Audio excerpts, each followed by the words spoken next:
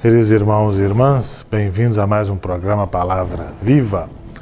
Hoje vamos meditar o texto de São Mateus, capítulo 14, versículos de 13 a 21. Jesus multiplica os pães. O texto da multiplicação dos pães de São Mateus.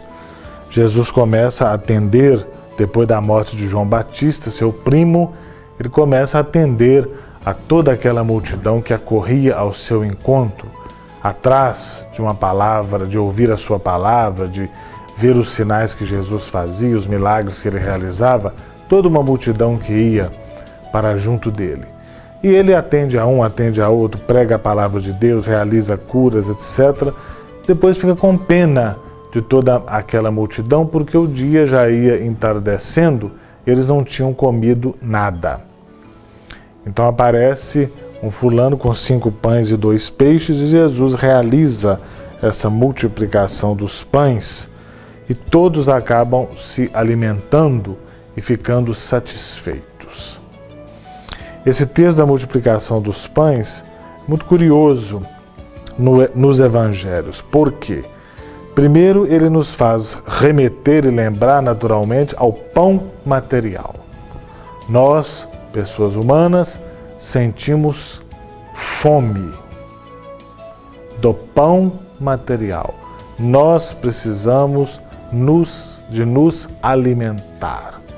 Precisamos de comer para podermos viver.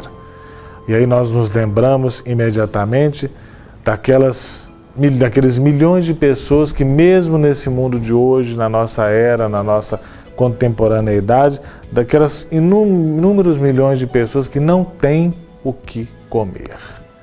É preciso então partilhar o pão material. O pão material. Os que têm muito, partilhar com aqueles que nada têm.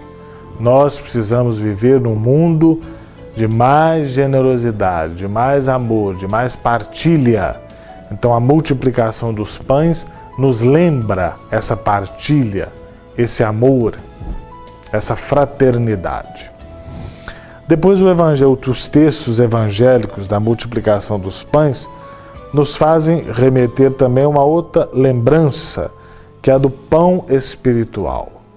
A palavra de Deus, ouvida, alimenta o nosso espírito, torna-se pão espiritual. Pão para a nossa alma, para a nossa vida, para a nossa libertação. Torna-se pão de libertação, pão espiritual. E aí nós não podemos deixar de também fazer uma alusão às nossas Eucaristias, à celebração da Santa Missa, que acontece em várias de nossas comunidades. As pessoas ali reunidas ouvem a palavra de Deus, depois partilham do mesmo pão eucarístico para alimentar o seu espírito, a sua alma. Então a Eucaristia é, sobretudo, alimento de nossa fé, fé da Igreja, fé eclesial. Então nós nos alimentamos também.